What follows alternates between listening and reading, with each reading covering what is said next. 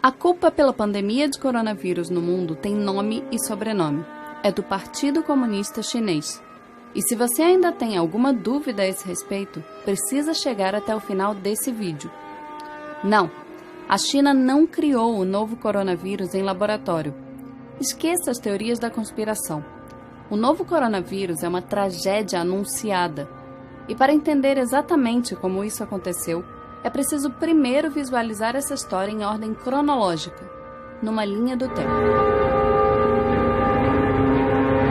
De acordo com oficiais chineses, o primeiro caso de Covid-19, o nome científico da doença respiratória aguda causada pelo coronavírus da Síndrome Respiratória Aguda Grave 2, aconteceu no dia 17 de novembro de 2019. E o primeiro indivíduo a testar positivo para a doença apresentava sintomas no dia 8 de dezembro de 2019.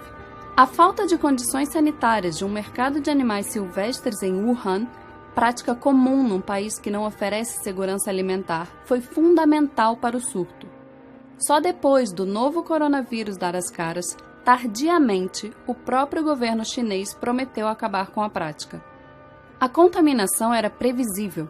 Um artigo publicado em 2007 por médicos de Hong Kong já alertava que havia reservatório de coronavírus em morcegos e que o hábito do sul da China de comer mamíferos exóticos era uma bomba relógio. Mas não se engane, essa bomba não se resume à vigilância sanitária. A China é uma ditadura sem liberdade de expressão, de imprensa, política e religiosa, com oposicionistas e ativistas de direitos humanos reiteradamente presos, torturados e condenados a campos de trabalho forçado. Nada disso é opinião, ideologia ou ponto de vista. Foi nesse país, governado pela maior ditadura do planeta, capaz de controlar mais de 1 bilhão e 300 milhões de pessoas, que o novo coronavírus se espalhou. E não dá para dizer que a experiência da China com doenças respiratórias é exemplo para o mundo. Há míseros 18 anos, as informações sobre um outro coronavírus, a SARS, já haviam sido reprimidas pelo governo chinês, condenando centenas de pessoas à morte. Tardiamente, o próprio Partido Comunista admitiu os erros e demitiu o ministro da Saúde e o prefeito de Pequim. Disse que a história serviu como lição. Não serviu. Mas não é difícil entender por que esse cenário acontece.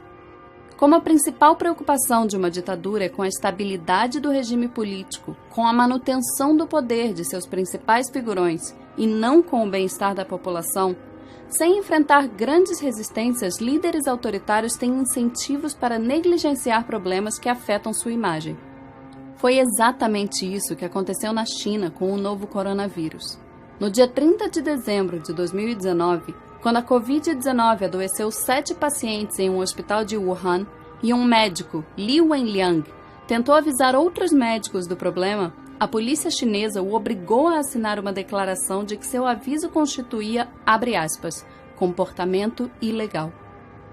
Li Wenliang e outros 7 médicos de Wuhan foram obrigados a assinar um documento admitindo, abre aspas, espalhar mentiras.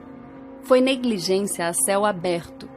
Entre o início de dezembro e meados de janeiro, o Partido Comunista Chinês minimizou o surto a um mero problema local, limitado a um pequeno número de clientes de um mercado de Wuhan, restrito a alguns poucos pacientes.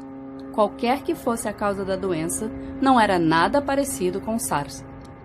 O problema é que tinha tudo a ver com SARS. No dia 26 de dezembro de 2019, um técnico de um laboratório contratado por hospitais de Wuhan disse que sua empresa recebeu amostras de pacientes da cidade e chegou a uma conclusão impressionante. Elas continham um novo coronavírus com uma similaridade de 87% com a SARS. 2 dias antes, uma amostra do novo coronavírus retirada de um paciente foi enviada a um laboratório para o sequenciamento do genoma.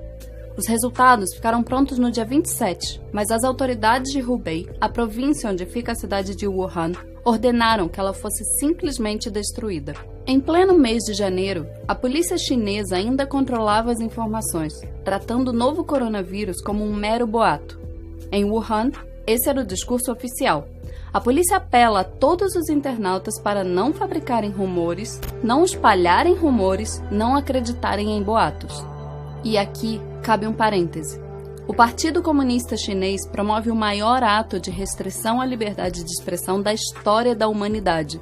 Cerca de 50 mil censuradores participam do processo de controle da internet no país, conhecido como Grande Firewall da China.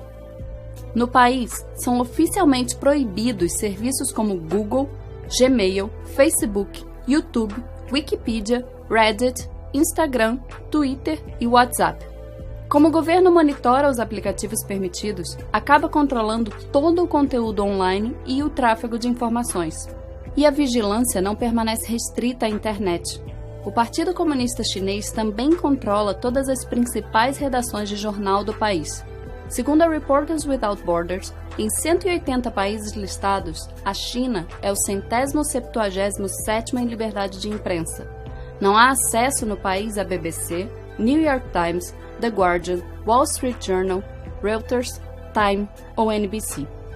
Controlando a internet e os veículos de imprensa, o Partido Comunista Chinês não teve qualquer dificuldade em atrapalhar o fluxo de informações da população sobre o coronavírus, colaborando ativamente para que o surto se transformasse numa pandemia. Li Wenliang, um médico whistleblower citado há alguns minutos nesse vídeo, só foi liberado da prisão no dia 3 de janeiro de 2020, depois que assinou um documento assumindo a prática de atos ilegais. Li contou à CNN que sua família se preocuparia se ele perdesse a liberdade.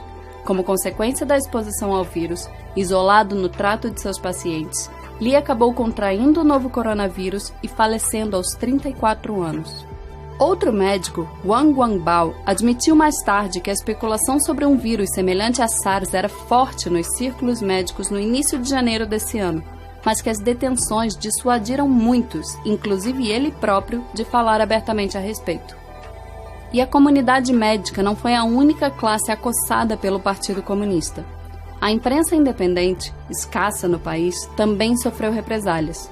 Em fevereiro, 2 jornalistas chineses, Fang Bin e Shen Qiuxi, desapareceram depois de trabalharem na cobertura do coronavírus em Wuhan e denunciarem as supressões de informações e as ameaças do governo. Qiuxi entrou no topo da lista da One Free Press Coalition. A China só declarou emergência no longínquo dia 20 de janeiro. Quando Wuhan foi isolada 3 dias depois, já era tarde. O vírus estava sendo espalhado por todo o país, levado pelos 400 milhões de chineses que se preparavam para viajar para comemorar o Ano Novo Lunar, pronto para alcançar os 4 cantos do planeta. Durante quase 2 meses, enquanto o vírus se alastrava, o Partido Comunista Chinês aprisionou e intimidou médicos e jornalistas, controlou o fluxo de informação, minimizou os riscos do surto, não ampliou leitos de UTI, nem combateu mercados silvestres. Xi Jinping, o presidente da China, secretário-geral do Partido Comunista Chinês, comentou publicamente pela primeira vez sobre o novo coronavírus apenas no dia 20 de janeiro, mas já no dia 7, quase 2 semanas antes, durante uma reunião do partido, ele admitiu num discurso interno conhecimento do, abre aspas, novo coronavírus. Nesses 13 dias, enquanto negava o surto, o Partido Comunista Chinês organizou 2 grandes reuniões em Hubei e reuniu mais de 40 mil famílias num banquete em massa em Wuhan, na tentativa de bater um recorde mundial.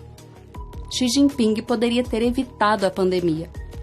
Apenas no dia 4 de fevereiro, assim como no episódio com a SARS em 2002, o Partido Comunista admitiu suas falhas, deficiências e dificuldades na resposta à epidemia e prometeu, abre aspas, melhorar nossas habilidades em lidar com tarefas urgentes e perigosas. Mas mesmo 2 meses depois do surto começar, depois da Organização Mundial de Saúde pedir repetidamente às autoridades chinesas dados sobre as condições clínicas dos médicos e enfermeiros de Wuhan, o governo chinês ainda tinha dificuldade em ser transparente com a comunidade internacional.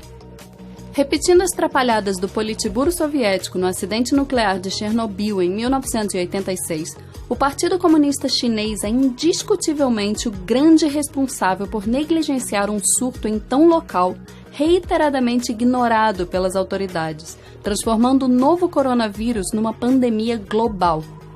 Reprisando os erros da SARS em 2002, a ditadura chinesa deixou o mundo novamente à mercê de seus caprichos, pagando por suas irresponsabilidades, sem nenhuma garantia de que tenha condições de combater exemplarmente novos surtos nos próximos anos, capazes de dizimar populações inteiras. É exatamente por isso que a culpa pelo novo coronavírus tem nome e sobrenome, e que se há outros líderes políticos negligenciando e sabotando o combate ao surto, é tão importante responsabilizar os principais autores políticos dessa pandemia. Ela nasceu no coração do Partido Comunista Chinês. Inúmeras pessoas inocentes morrerão nas próximas semanas graças à ineficiência de uma ditadura. Outras tantas podem sucumbir nas próximas décadas, repetindo os estragos gerados pela SARS e o novo coronavírus, caso a humanidade continue cruzando os braços com os descasos da maior ditadura do planeta. A história será implacável.